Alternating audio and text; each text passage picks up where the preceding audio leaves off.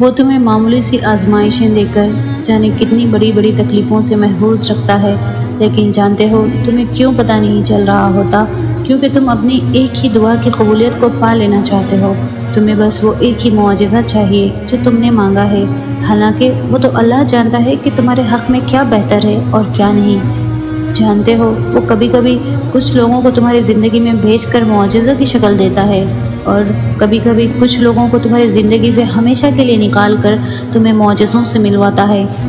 اللہ تمہاری زبان کو مانگنے کی توفیق دیتا ہی تب ہے جب وہ چاہتا ہے کہ میرا بندہ مجھ سے مانگے، جب وہ چاہتا ہے کہ تم اس سے بات کرو، جب وہ تمہیں اپنے قریب کرنا چاہتا ہے تو تمہارے دل میں خیال ڈال دیتا ہے کسی چیز کا، اور تم دعا کے لیے ہاتھ اٹھا کر اللہ سے مانگنے لگتے ہو، اللہ کو پکارنے لگتے ہو، دل ہی دل میں اپنے رب سے باتیں کرنے لگتے ہو۔